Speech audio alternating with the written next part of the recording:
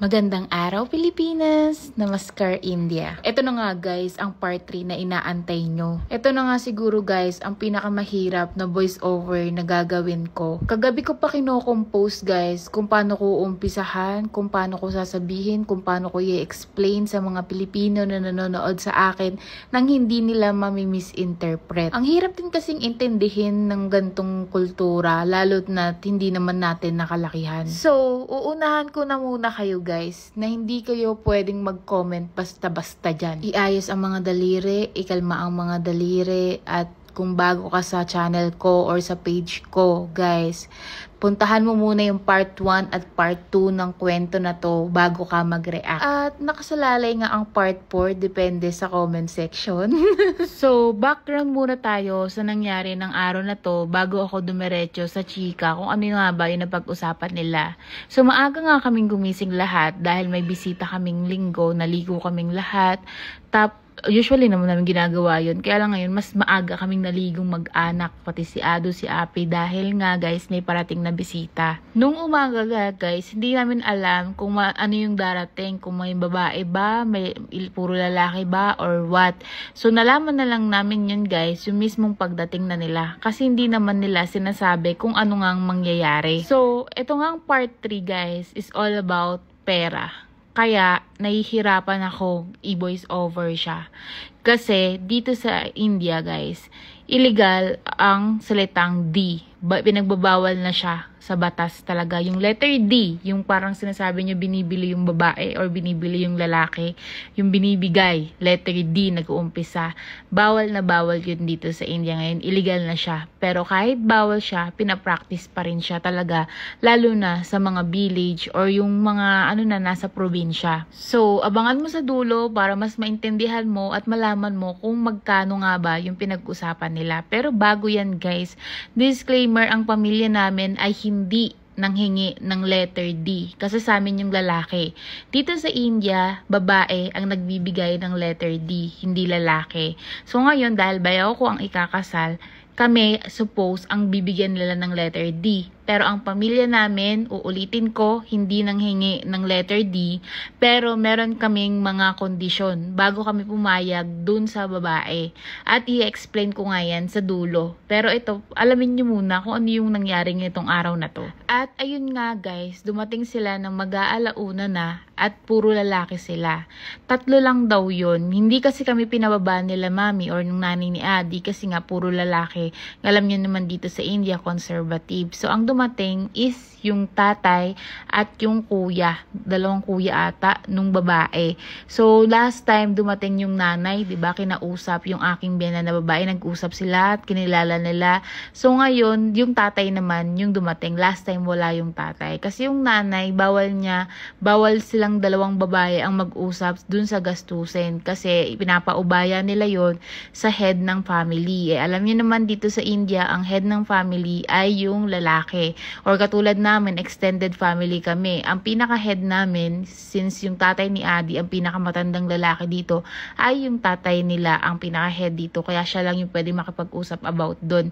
Kaya kami mga kababaihan, hindi kami pinababa dun sa may sala. So, in short guys, sayang nga yung aming ligo dahil hindi naman kami pinalabas at hindi kami pinakita dun sa mga lalaki.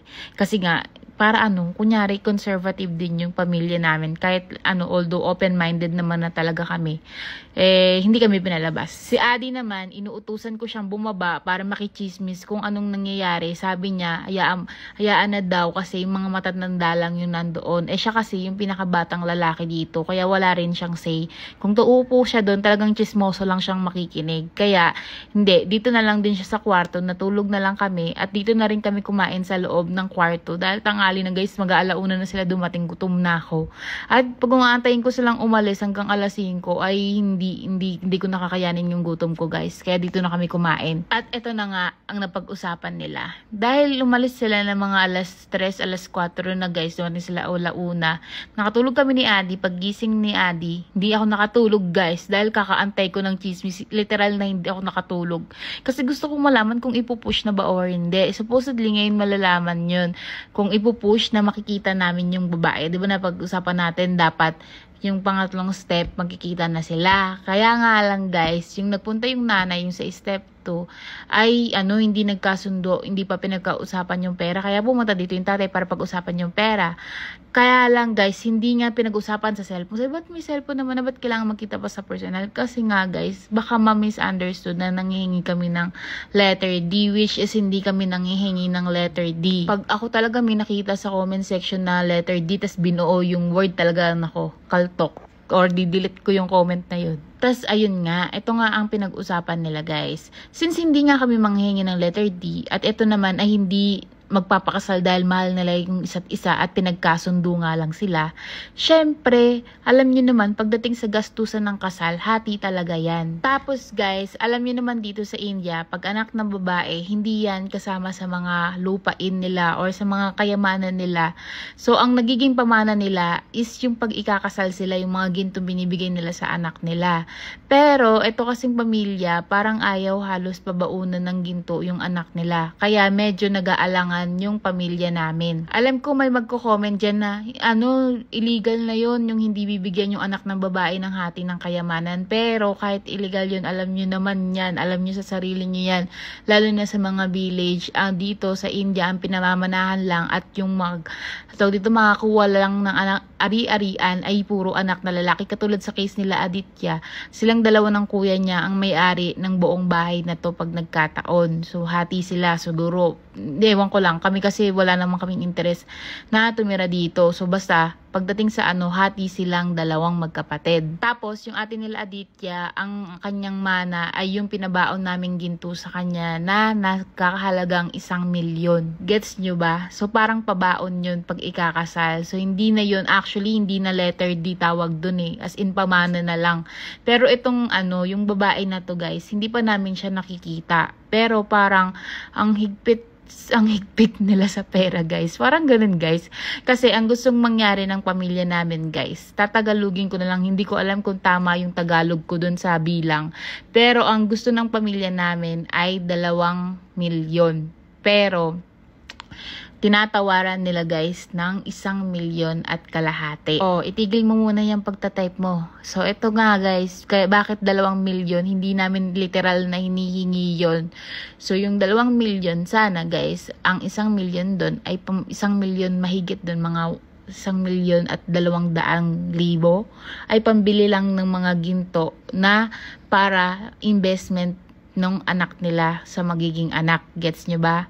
Yung parang yung babae, kailangan may baon siyang 1,200,000. Tapos, yung 800,000 guys, ay gagamitin dun sa mga party.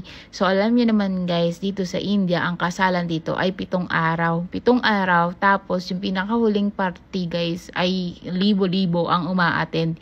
Kaya kulang pa nga yung 800,000 na yon. So, sabi nila guys, ng tatay, ay hindi daw nila kayang ibigay yung ganun kalaki or hindi nila kayang gumastos ng ganun kalaki. Sa panahon ng atin ni Aditya guys, 1,000,000 lang ang binigay namin sa kanyang asawa. Yung 1,000,000 na yun guys, ay yun pa yung gintong pinabaon. Hindi 2,000,000. Bakit? Kasi yung naging asawa ng aking hipag, ang sweldo niya lang nung panahon na yun ay 60,000. Tama ba yun guys? Or 60. Tapos, yung aming hipag or yung kapatid nila Aditya, may trabaho pa siya guys. Mas malaki pa ata yung sweldo niya dun sa lalaki. Kaya, parang hindi ganun kalaki yung hiningi ng pamilya niya. So, sa case naman ng kuya ni Aditya guys, ang sweldo niya ay halos 200,000 kada buwan. So, kung ikaw, yung anak mong babae, mapapangasawa sa bayaw ko guys, ay talagang buhay prinsesa ka dahil napakalaki ng sweldo niya guys. So, kaya malaki din yung gusto na parang pabaon ng pamilya namin dun sa babae. Nagigits niyo po ba yung kinakwento ko guys? Basta open-minded kayo dapat. Basta intindihin niyo na lang. So ganun, parang ganun yung value niya guys. Para kasing inilagay nila yung anak nilang babae sa pamilya namin na hindi naman maaapi guys, na masarap ang buhay niya. So kung 2,000,000 guys, ay naku, sobra pa yun sa ibang pamilya guys, yung nangihingi talaga ng letter D, ay naku, mga 5,000,000 yung value ng kuya ni Aditya. Pero guys, parang binenta, no? Basta wag nyo na lang i-comment. Isip nyo na lang yun. Pero sa 2 million na yun guys, walang mapupunta sa pamilya namin. Buo yun guys, ay para lang dun sa babae, sa kanilang investment. Tapos, mismong kasal, nagaganapin ng 7 araw guys. So, kung iisipin nyo guys, suma total, yung isang nagtawad na nga sila guys, binigyan namin ng 1,000,000 at 700,000. Yun yung tawad guys, which is 1 taon lang silang kasal ng bayaw ko guys, bawing-bawi niya na yun. Kaya iayos nyo na lang yung comment nyo guys, pangit pakinggan, no? Nagigets ko para sa inyo na hindi nyo naiintindihan, na hindi tayo lumaki sa gantong kultura, ay talagang mahigpit. So ayun nga guys, makikita namin siya, tatawag yun kung okay sa kanila yung huling tawad namin. Tatawag sila kung next week ay magkikita na nga ang kuya at yung babae. Kaya guys, abangan nyo yung vlog ko araw-araw dahil bigla na lang ako mag-a-update sa inyo kung kailan nga yung part 4 ng kwento na to. At abangan nyo rin yung aking pang araw-araw na buhay dito sa India.